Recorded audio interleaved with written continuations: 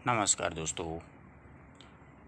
आज हम कक्षा 10 की एक क्षितिज जो पुस्तक है उसका अगला पाठ सूर्यकांत त्रिपाठी निराला की एक कविता है, अभी न होगा मेरा अंत, उसका अध्ययन करेंगे। तो देखिए, सबसे पहले अपन देखते हैं परिचय। तो सूर्यकांत त्रिपाठी निराला का जन्म है वो 1896 और मृत्यु है वो 1961 में हुई थी। देखिए, निराला का जो जन्म है आपको अलग अलग मिलता है, कहीं पर 1896 मिलता है तो कहीं पर 98, कहीं पर 99, परंतु जो सर्वमान्य जो है वो 1896 है। ये इसलिए मान्य है कि निराला का एक पत्र मिला है, उसमें इनका जन्म वो 1896 ही लिखा हुआ है।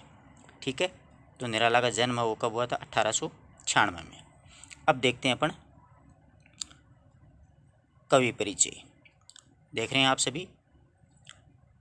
तो देखिए, वाद विवाद और मंथन के बाद विद्वान इस नतीजे पर पहुंचे हैं कि सूर्यकांत त्रिपाठी निराला का जन्म है वो 1896 को हुआ था। देखो, काफ़ी वाद विवाद चला है जन्म पे, मैं आपको पहले ही बता चुका हूँ। तो इनका जन्म वो 1896 में बंगाल के मेदिनीपुर जिले के महिसादल नामक गांव में हुआ था। पश्चिमी बंगाल के मेदिनीपुर जिले के महिसादल गांव में हुआ था। इनकी औपचारिक शिक्षा हाई स्कूल तक हुई। तदुपरांत हिंदी, संस्कृत तथा बंगला का अध्ययन स्वयं किया था। इनकी जो औपचारिक शिक्षा है वो हाई स्कूल तक की हुई। उसके बाद में इन्होंने हिंदी, संस्कृत और बंगला का अध्ययन स्वयं किया था। 3 वर्ष की बाल्यावस्था में ही माँ और युवावस्था तक पहुँचते पहुँचते पिताजी साथ छोड़कर चले गए। यानी इन्होंने अपने जीवन में बहुत कष्ट झेले हैं। यानी परिवार के करीब करीब सारे लोग हैं वो चले जाते हैं, एकमात्र निराला ही बचते हैं। तो 3 वर्ष की उम्र से ये संघर्ष शुरू हुआ था और जब तक ये इस दुनिया में रहे तब तक ये संघर्ष इनके साथ जुड़ा ही रहा था। तो 3 वर्ष में माँ चली गई, युवावस्था में पहुँचते पहुँचते पिताजी खत्म हो गए, इस संसार से चले गए। प्रथम विश्व युद्ध के बाद में फैली महामारी थी, वो पत्नी को, भाई को, भाभी को और चाचा हैं वो सारे हैं वो चल बचे, सारे चल बचे। इनका एकमात्र सहारा इनकी पुत्री बची थी सरोज।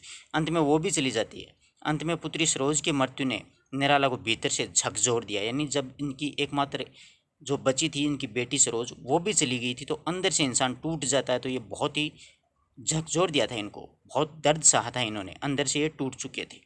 अपने जीवन में निराला ने मृत्यु का जैसा साक्षात्कार किया था उसकी अभिव्यक्ति उनकी कविताओं में दिखाई देती है। यानी इन्होंने अपने जीवन में मृत्यु का जैसा साक्षात्कार इनके साथ में मृत्यु का हुआ था, वैसे उनकी मृत्यु की जो अभिव्यक्ति है वो उनकी कविताओं में देखने को मिलती है कि ये कितने टूटे हुए थे अंदर से, कितना दुख झेला था इस इंसान ने। विषम परिस्थितियों में भी उन्होंने जीवन से समझौता न करते हुए अपने तरीके से जीवन जीना बेहतर समझा था। विषम परिस्थितियाँ थी इनके साथ पूरे जीवन भर, फिर भी इन्होंने जीवन के साथ कोई समझौता नहीं किया, बल्कि अपने तरीके से इन्होंने जीवन को जीना बेहतर समझा था। जो इनको अच्छा लगा वही इन्होंने किया था। कविता के साथ साथ इन्होंने उपन्यास भी लिखे थे, कहानी भी लिखी थी। आलोचना विधाएं को लिखने वाले निराला मूलतः ये कवि के रूप में ही प्रसिद्ध हुए थे। इनकी कविताओं में जीवन का यथार्थ चित्रण, यथा मानव की पीड़ा, प्रतंत्रता के प्रति तीव्र आक्रोश, अन्याय, विषम जीवन परिस्थितियों के प्रति संघर्ष करने की अदम्य गूंज है वो सुनाई देती है। इनकी जो रचनाएं हैं उनमें देखो, जीवन के यथार्थ चित्रण तथा मनुष्य की जो पीड़ा है, प्रतंत्रता के प्रति तीव्र आक्रोश है, अन्याय तथा विषम जीवन परिस्थितियों के प्रति संघर्ष करने की अदम्य गूंज है उनकी रचनाओं में सुनाई देती है।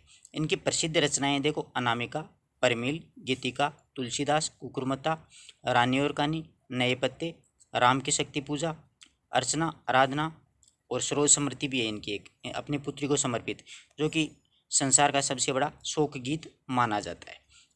यहाँ तक देखो, सभी विद्यार्थियों को 10वीं की क्लास में पढ़ रहे हैं उन सभी को अच्छे से याद करना है। बस कवि परिचय में यही मिलेगा आपको कि इनका जन्म कहाँ हुआ, मृत्यु कहाँ हुई और इन्होंने कौन कौन सी रचनाएं लिखी, कैसा इनका जो जीवन काल है वो कैसा बीता था, क्या क्या अपने जीवन में इन्होंने किया था। इनका एक प्रश्न परीक्षाओं में आता है, 2-4 रचनाएं के नाम लिखने अपन को। अब देखो, इस पाठ में क्या अपन को पढ़ने को मिलता है। कवि निराला जी प्रस्तुत कविता में अभी न होगा मेरा अंत में जीवन की युवावस्था को अभिव्यक्ति करती है, यानी मनुष्य के जीवन में जो युवावस्था आती है उसको अभिव्यक्त करते हुए हृदय की जीवंतता को प्रकट करती है कि युवावस्था मनुष्य को क्या करना चाहिए। जो कि इनकी जो कविता है उसमें हृदय की जीवंतता को प्रकट करती है। जीवन रूपी वन में वसंत ऋतु रूपी हृदय उत्साह, जीवन रूपी जो वन होता है, जैसे वन में वसंत ऋतु आती है तो फूल हैं वो खिल जाते हैं चारों तरफ से, इसी प्रकार से जीवन रूपी वन में वसंत ऋतु रूपी हृदय में उत्साह है कभी भी समाप्त होने वाला नहीं है। निराला का कवि किसी एक मुकाम पर आकर के ठहरने वाला नहीं है, यानी एक स्थिति पर पहुंच कर के ठहरने वाला नहीं है, बल्कि वे इस कविता के माध्यम से निरंतर उत्साह बनाए रखना चाहते हैं। तभी तो वे कहते हैं, यानी पूरे जीवन में एक उत्साह होना चाहिए इंसान को कुछ कार्य करने के लिए, यही इस कविता के माध्यम से यही वो कहना चाह रहे हैं। अभी ना होगा मेरा अंत, अभी अभी तो आया है मेरे जीवन में मर्दुल वसंत। इसीलिए तो इन्होंने ये कहा कि अभी मेरा अंत नहीं होगा, अभी भी तो मेरे जीवन में एक युवा रूपी वसंत आया है, यानी उत्साह है अभी मेरे मन में। जीवन का यह पड़ाव हाथ पर हाथ रखकर बैठने के लिए न होता है, यानी युवावस्था जो होती है वो मनुष्य के जीवन में हाथ पर हाथ धरकर बैठने का न होकर के जीवन के कर्म सौंदर्य की निष्ठापूर्वक बढ़ते रहने के लिए, यानी मनुष्य का जो जीवन है उसमें अपने कर्म सौंदर्य को निष्ठापूर्वक बढ़ाते रहने के लिए है। यह कविता निराला के लिए प्रखर आशावादी एवं जिजीविषा से लबरेज है। आशावादी कविता है, यानी मनुष्य को अपने जीवन में उत्साह रखना चाहिए। शब्द चयन एवं भाव सौंदर्य इस कविता का अनुपम है। ठीक है, ये है इसका पाठ परिचय। अब अपन देखते हैं, देखो अगली कविता अपन पढ़ेंगे, उसमें मातृवंदना है।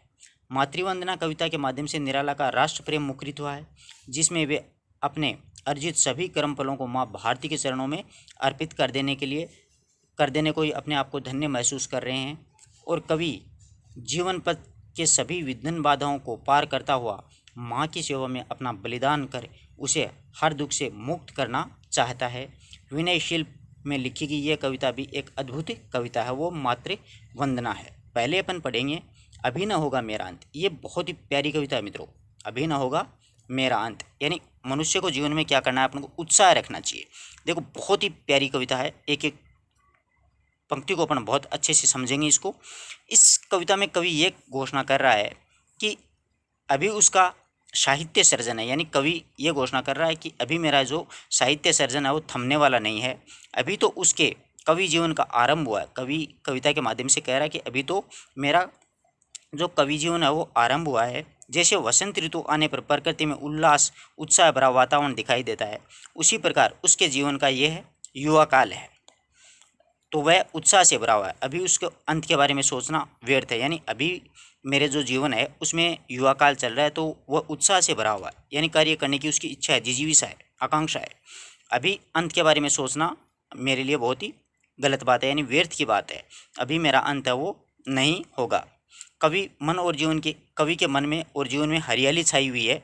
इसके माध्यम से कवि क्या कह रहा है, देखो अभी ना होगा मेरा अंत। कवि कहता है कि अभी तो मेरा युवावस्था काल चल रहा है, मेरा जीवन वो उत्साह से भरा हुआ है, अभी है मेरे अंत के बारे में सोचना है वो बिल्कुल व्यर्थ है, बिल्कुल ही गलत है। कवि मन और जीवन में हरियाली छाई हुई है। अभी भी तो आया है मेरे जीवन में मर्दुल वसंत। कवि आगे कह रहा है कि मेरा युवा काल चल रहा है जो उत्साह से भरा हुआ है। अभी अगर मेरे युवा काल के बारे में, अगर मेरे जीवन के अंत के बारे में आप सोचना चाहोगे तो वो बिल्कुल व्यर्थ है। कवि के मन और जीवन में हरियाली छाई हुई है, वह हरे हरे कोमल शरीर वाले वृक्षों और पौधों को देख करके हर्षित हो रहा है। अभी भी तो आया मेरे जीवन में मर्दुल वसंत, यानी अभी भी तो मेरे जीवन में हरे हरे कोमल शरीर वाले वृक्षों और पौधों को देख करके हर्षित हो रहा है। अभी ना होगा मेरा अंत, यानी अभी बिल्कुल भी मेरा है वो अंत नहीं हो रहा है। मेरे शरीर में नए नए विचार आ रहे हैं, मेरे शरीर रूपी जो वृक्ष हैं उनमें पौधों को देख करके वह हर्षित हो रहा है। आगे देखो, अभी नहीं होगा मेरा अंत। हरे हरे पात डालियाँ कोमल गात, यानी मेरे शरीर में, मेरे जीवन रूपी कोमल शरीर में वृक्षों और पौधों को देख करके वह हर्षित हो रहा है। अपनी कोमल कोमल डालियाँ उसके शरीर पर आ रही हैं, यानी नए नए विचार हैं, नए नए भाव हैं वो उसके मन में उठ रहे हैं। हरे हरे जो कोमल शरीर वाले वृक्षों और पौधों को देख करके वह हर्षित हो रहा है। अपने सपने जैसी कोमल कल्पनाओं के द्वारा वह रचित काव्य रूपी हाथ को फेर करके उसके आलस्य वगैरह उड़ा रहा है। मैं ही अपना स्वप्न मर्दुल कर फेरूंगा निंद्रित कलियों पर, जगह एक प्रत्यूष। आगे कह रहा है कि मेरा जो हरा हरा शरीर है, कोमल शरीर है, इसमें वृक्षों और पौधों को देख करके मन मेरा हर्षित हो रहा है। अपने इस जैसी कोमल, अपनी ही सपने जैसी कोमल कल्पनाओं को, यानी मेरे सपने जैसी कोमल कल्पनाओं के द्वारा रचित काव्य रूपी उसमें हाथ फेर करके वह आलस्य में पड़े जीवन को जगाएगा। जैसे वसंत कलियों को खिलाता है, जिस प्रकार से वसंत ऋतु आती है तो कलियां खिल जाती हैं, उसी प्रकार वह अपनी कविताओं के माध्यम से अपने ही मनमोहक सवेरा हो जाए, यानी अपनी कविताओं के माध्यम से एक मनमोहक सवेरा जगाएगा और अपने आसपास स्थित सभी आलस्य जीवन में उत्साह से उसको भर देगा। एक नया उत्साह उसके मन में आएगा, आलस्य से जीवनों में उत्साह जगाएगा, यानी आलस्य रूपी जो है उसको हटा करके और जीवन में एक नया उत्साह है वो उसमें अपने जीवन में भर देगा। अगली पंक्ति में देखिए, पुष्प पुष्प में तंद्रालास लालसा खींच लूंगा मैं, अपने नवजीवन की का अमृत शहर से सींच लूंगा। पुष्प पुष्प में तंद्रालास लालसा खींच लूंगा मैं, अपने नवजीवन का अमृत शहर सींच लूंगा मैं। द्वार दिखा दूंगा फिर उनको, द्वार दिखा दूंगा फिर मैं उनको, है मेरे वे जहां अनंत अभी नहीं होगा मेरा अंत। कवि आगे कहता है, देखो, पुष्प पुष्प में तंद्रालास, कवि कहता है कि जैसे वसंत ऋतु हर फूल को खिला देती है उसी प्रकार, और प्रकृति हर फूल को वसंत ऋतु खिला देती है और प्रकृति का जो वातावरण है उसमें एक आनंदमय वातावरण वो पैदा कर देती है। उसी प्रकार से, जिस प्रकार से वसंत ऋतु हर पुष्प को खिला देती है और पूरे प्रकृति में आनंदमय वातावरण वो उत्पन्न कर देता, उसी प्रकार वह भी शिथिलता, इसी प्रकार कवि कहता है कि वह भी एक अपनी शिथिलता और आलस में पड़े हुए, अपने शिथिलता जीवन में आलस में पड़े हुए जीवन को प्रसन्नता और जागरूकता प्रदान करेगा। अपने उत्साह से भरे नवयौवन को, अपने उत्साह से भरे हुए नवयौवन को आनंद और उनके हृदयों में भर करके उन सभी को निराशा से मुक्त कर देगा। अपनी रचनाओं में उनका मार्गदर्शन करते हुए अंत में परमात्मा तक पहुंचने में उसकी सहायता करेगा। अभी कवि के सामने लंबा जीवन पड़ा है, क्योंकि अभी तो उनके जीवन का प्रथम चरण ही आरंभ हुआ है। मैं मेरे जीवन में अमृत रूपी आनंद है शहर से उसमें खींच दूंगा, द्वार दिखा दूंगा, यानी उनको मैं ये मेरी कविताओं के माध्यम से उनको एक रास्ता दिखा दूंगा, जिसके माध्यम से द्वार दिखा दूंगा फिर मैं उनको, यानी मैं मेरी कविताओं की या रचनाओं के माध्यम से उसको मार्गदर्शन करते हुए या रास्ता दिखाते हुए आनंद तक, अंततः मैं परमात्मा तक पहुंचने में उनकी सहायता करूंगा। वे जहां अनंत है। अंत में देखिए, अभी कवि के सामने लंबा जीवन पड़ा हुआ है, क्योंकि अभी तो उनके जीवन का प्रथम चरण वो आरंभ हुआ है, अभी नहीं होगा मेरा अंत। कवि कहता है कि अभी मेरा अंत है वो नहीं होने वाला है। मेरे जीवन का यह प्रथम चरण है, मेरे जीवन का यह प्रथम चरण, इसमें कहाँ मृत्यु है, जीवन जीवन ही जीवन। मेरे जीवन का यह प्रथम चरण, इसमें कहाँ मृत्यु है, जीवन ही जीवन। अभी पड़ा है आगे सारा यौवन, स्वर्ण किरण कल्लोल पर बहता रे बालक मन, मेरे ही अविकसित राग से विकसित हो बंधु दिगंत अभी न होगा मेरा अंत। बहुत अच्छी बात कही है कवि ने।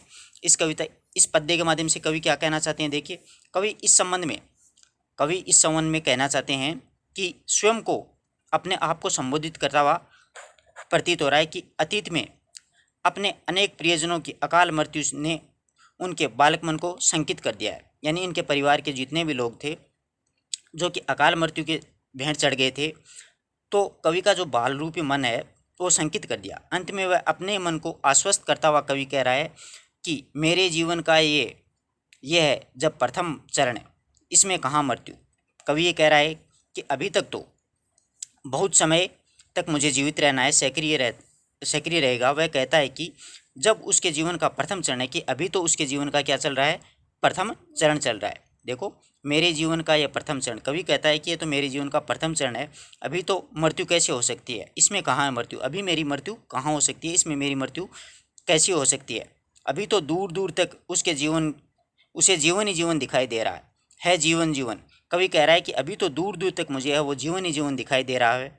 वह मन को, अपने आप के मन को समझाता है कि अभी तो उसकी सारी व्यवस्था पड़ी है, अभी पड़ी है आगे सारा यौवन, यानी अभी तो पड़ा है आगे सारा यौवन। वह अपने मन को समझाता हुए कवि आगे कह रहा है कि अभी तो पड़ा है मेरे जीवन के आगे सारी युवावस्था अभी तो पड़ी हुई है।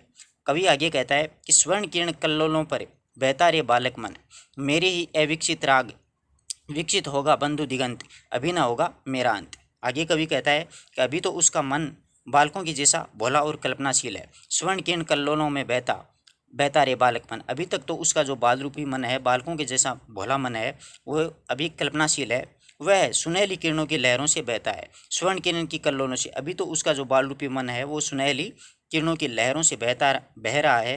अर्थात वह उल्लास से जीवन में उज्ज्वल कल्पनाओं में मग्न है, यानी उल्लास रूपी जीवन है, वह अपनी उज्ज्वल कल्पनाओं में मग्न है। धीरे धीरे उसकी रचनाओं में प्रौढ़ता आएगी, मेरे ही अविकसित राग में, राग यानी कविताओं में। अभी तो उसकी, आगे कवि कह रहा है कि उसकी रचनाओं में अभी तो प्रौढ़ता आएगी, उसकी काव्य की रचना है वो दूर दूर होगी, यानी विकसित होगी, विकसित होगा।